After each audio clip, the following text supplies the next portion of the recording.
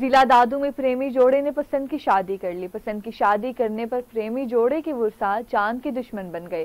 प्रेमी जोड़े ने अदलिया समेत आला हुकाम से तहफ्फुज की अपील की है। मजीद जानते हैं इस रिपोर्ट में। जिला दादू में प्रेमी जोड़े ने पसंद की शादी कर ली। नवाई गांव यार मोहम्मद जतोई के रहायश पजीर मोहम्मद रजा जतोई ने 19 साल लड़की खालदा जतोई से पसंद की शादी रचा ली।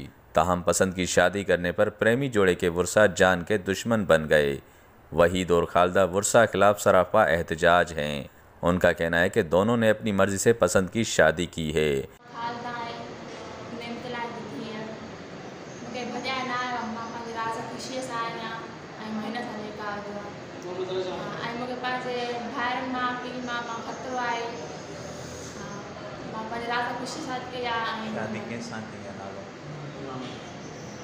शादी मुंहिंजी मोहम्मद रज़ा सां थी आहे।